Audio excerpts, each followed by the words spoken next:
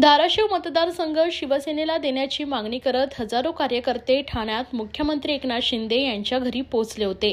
धाराशिवचे शिवसेनेचे इच्छुक उमेदवार तानाजी सावंत म्हणालेत की धाराशिव हा गेल्या 40 वर्षांपासून शिवसेनेचा बालेकिल्ला आहे, त्यामुळेच राष्ट्रवादीला तिकीट देण्यात आलंय। मुख्यमंत्री एकनाथ शिंदे न्याय देतील असा विश्वास आहे। तानाजी सावंत यांनी विश्वास यावेळी व्यक्त केला।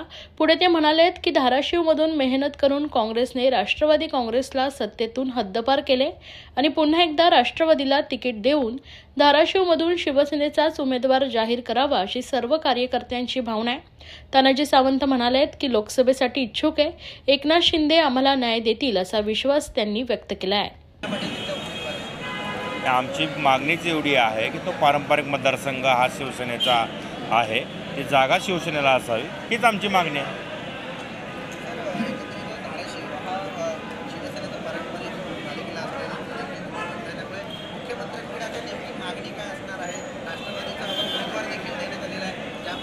काय आहे, आमची मागणी एवढीच आहे, मेरिटवरती उमेदवारी मिळावी, मेरिटवरती उमेदवार फायनल व्हावा।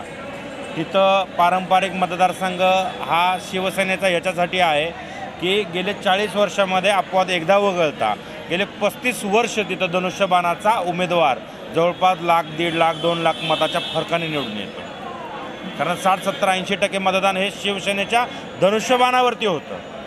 त्याच्यामुळं की तो पारंपरिक मतदारसंघ तर शिवसेनेचाच आहे, पण याच शिवसैनिकांनी तिथं राष्ट्रवादी असेल, काँग्रेस असेल, आमची युती व्हायच्या अगोदर 2019ला धाराशिव जिल्ह्यातून यांना सगळ्यांना आम्ही हद्दपार केलं होतं। आज 2024ला कुठंतरी युतीमध्ये येऊन परत तोच प्रकार होऊन परत तीच लोक, त्याच्यामुळं कुठंतरी सर्वसामान्य शिवसैनिक, कारण या सगळ्यांना हद्दपार करायला गेले 40 वर्ष त्यांना संघर्ष करावा लागला आहे।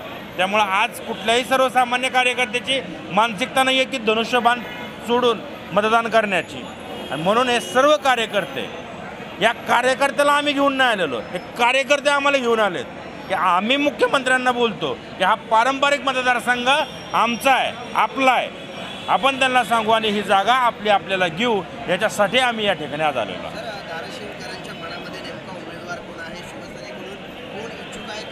शिवसेनेकडून मी स्वतः पक्षाकडे मागणी केली होती। मी मागणी करण्यापेक्षा सर्व पदाधिकारी मिळून माझी मागणी आदरणीय मुख्यमंत्री एकनाथजी शिंदे साहेब, आमचे धाराशिवचे पालकमंत्री, या राज्याचे आरोग्य व कुटुंब कल्याण मंत्री तानाजीराव साहेब यांनाही सगळ्या आमच्या पदाधिकाऱ्यांनी मागणी केली होती। निश्चितपणे ही जागा युतीमध्ये राष्ट्रवादीला गेल्यामुळं कुठंतरी कार्यकर्त्याची खदखद होती की हे सगळं आपण आपल्या मुख्यमंत्र्याला सांगू, आपल्या कुटुंब प्रमुखाला सांगू, म्हणून आज सगळे आमचे पदाधिकारी या ठिकाणी आम्ही आलेलो आहोत।